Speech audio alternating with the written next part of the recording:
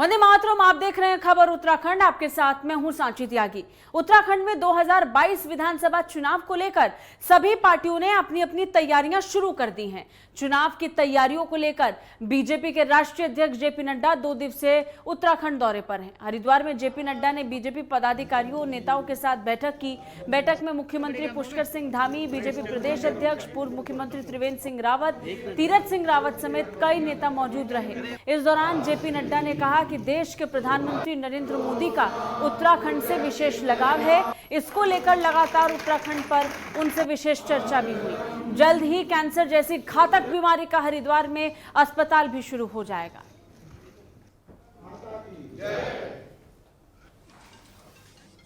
देश के यशस्वी प्रधानमंत्री जी के नेतृत्व में उत्तराखंड के लिए लगातार बहुत सारे काम यहाँ के लिए हुए हैं और हमारा भी लक्ष्य है कि अगले 4 महीने में जो टारगेट बेस्ड जो काम पूरे हो सकते हैं उन्हीं पर हम विशेष रूप से ध्यान देंगे। हमारा फोकस रहेगा कि उनको पूरा कराएं।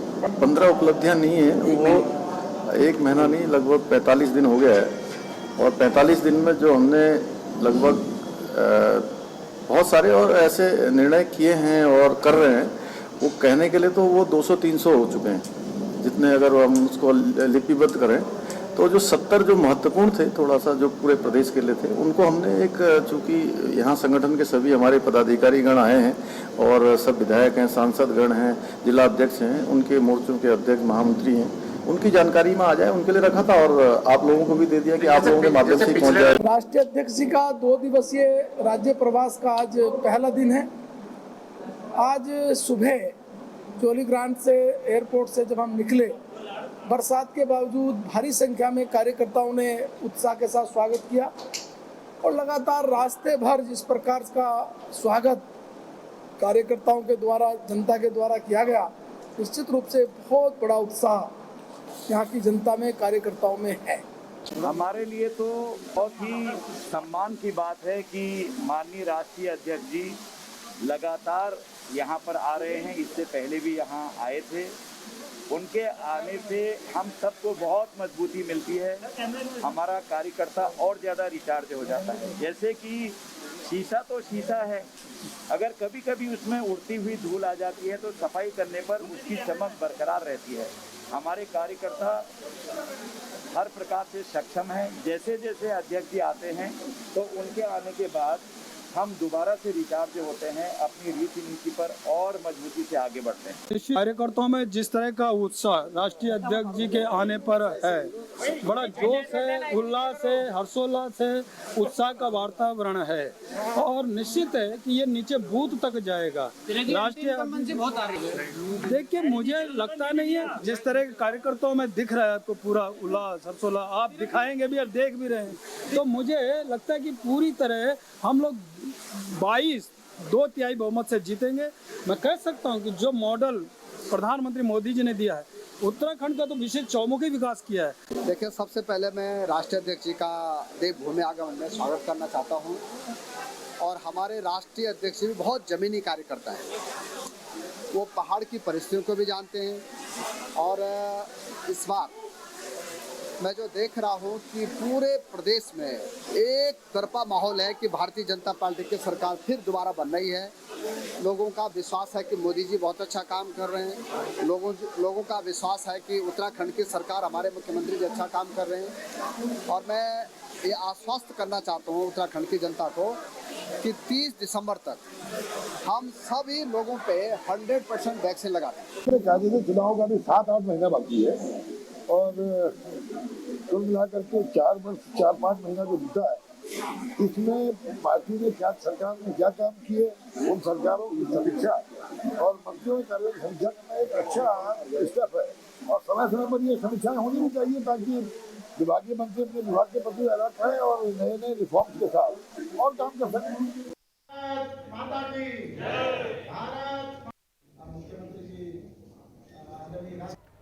और इस बीच ज्यादा जानकारी के साथ हमारे सहयोगी ज्ञानेंद्र तिवारी जुड़ चुके हैं, उनसे बात करेंगे। ज्ञानेंद्र, 2022 का चुनाव उत्तराखंड में बहुत दिलचस्प होने वाला है।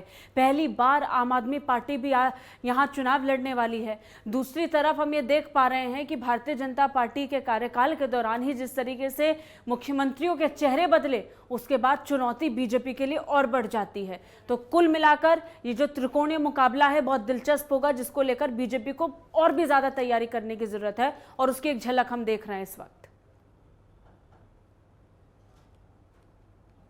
हाँ, आम आदमी पार्टी के उत्तराखंड में आने के बाद भाजपा के लिए चुनौतियां बरकरार हैं और दूसरी तरफ कांग्रेस भी जिस तरीके से कई मुद्दों को लेकर सरकार का घेराव करती नजर आ रही है, तो भाजपा इस बात को समझ चुकी है कि 2017 के समीकरण को अगर दोहराना है तो 2022 में किस तरीके की एक बड़ी रणनीति के साथ उनको काम करना होगा। और वही वजह है कि राष्ट्रीय अध्यक्ष का जो दौरा है हरिद्वार के क्षेत्र में है, क्योंकि जिस तरीके से भाजपा को ये मालूम है कि वो कुमाऊं क्षेत्र में काफ़ी कमज़ोर हैं, मैदानी इलाकों में काफ़ी कमज़ोर हैं।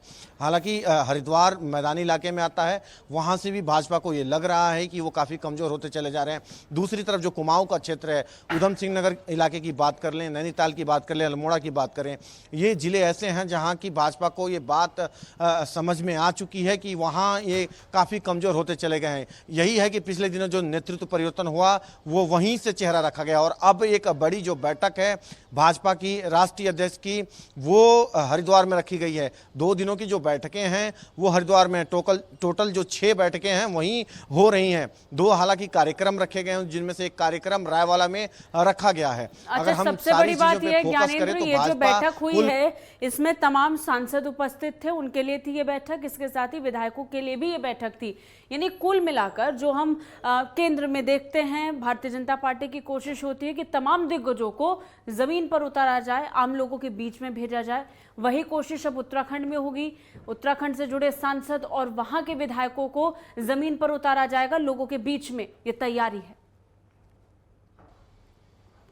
देखिए, भाजपा खुद ही कहती है कि वो बूथ स्तर तक मजबूती और बूथ के कार्यकर्ताओं को साथ लेके चलने वाली पार्टी है। और जिस तरीके से आज जेपी नड्डा का स्वागत जो है एयरपोर्ट पे किया गया, तमाम जो छोटे से बड़े कार्यकर्ता और वरिष्ठ नेता और छोटे नेता भी वहाँ जिस तरीके से मौजूद थे, तमाम जो नेताओं ने वहाँ स्वागत किया और वहाँ से जो उनका काफिला हरिद्वार के निकला, बीच में जिस तरीके से स्वागत किया तमाम नेताओं ने भाजपा के।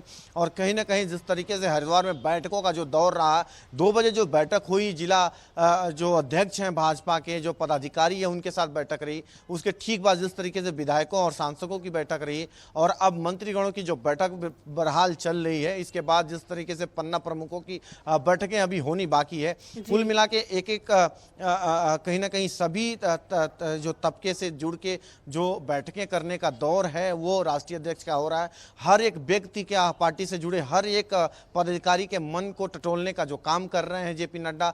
और उत्तराखंड में स्थिति क्या है भाजपा की इस वक्त, इसको भी जानने की जो कोशिश है वो भाजपा की तरफ से की जा रही है। कुल मिला के जिस तरीके से विपक्षी पार्टियां, चाहे वो कांग्रेस हो या फिर आम आदमी पार्टी हैं, किन रणनीतियों के साथ उत्तराखंड में अपनी पैठ मजबूत करने में लगी हैं, उन पे विशेष तौर पे भाजपा की फोकस है। क्योंकि जिस तरीके से राष्ट्रीय अध्यक्ष का कल भारतीय जनता पार्टी के लिए और जेपी नड्डा के यहाँ आने का अर्थ भी इसी से जोड़ करके देखा जा रहा है कि दूसरी पार्टी यानी विपक्षी पार्टी की जो लूप होल्स हैं, जो कमजोरियां हैं, उनको बीजेपी अपनी मजबूती बनाए, उनको अपना आधार बनाए। और यही कारण है ये जानने के लिए जेपी नड्डा अब उत्तराखंड पहुंच चुके हैं। ये बैठक हुई, इसके मायने बहुत सारे हैं। विपक्ष की कमजोरी का आंकलन करना भी इस दौरान बहुत जरूरी होगा। उस लिहाज से क्या तैयारी है बीजेपी की, ज्ञानेंद्र?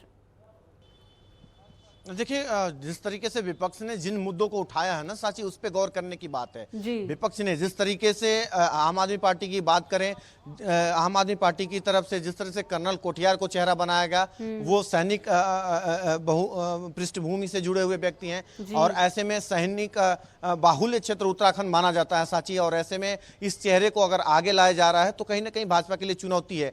और राष्ट्रीय अध्यक्ष उत्तराखंड में है, कल जिस तरीके से रायवाला में जो उनका कार्यक्रम है वो सैनिक सैनिकों के साथ संवाद का कार्यक्रम है, सैनिकों के सम्मान का कार्यक्रम है। यानी भाजपा इस बात को समझ रही है कि उत्तराखंड के अंदर जो सैनिक हैं उनको किस तरीके से भाजपा बांध के रख सकती है, किस तरीके से भाजपा उनका जुड़ाव रह सकता है, क्योंकि आम आदमी पार्टी लगातार विभिन्न माध्यमों से उसे तोड़ने की कोशिश कर रही है। दूसरी तरफ उत्तराखंड के अंदर के जो मुद्दे हैं, चाहे वो भू कानून की मांग हो, देवस्थानम बोर्ड को हटाए जाने की मांग हो, यह ऐसा मसला है प्रदेश के अंदर की लगातार तूल पकड़ता चला जा रहा है। इस मसले को लेके विपक्षी पार्टियां, चाहे वो आम आदमी पार्टी हो या कांग्रेस हो, दोनों लगातार भुनाने का काम कर रही हैं।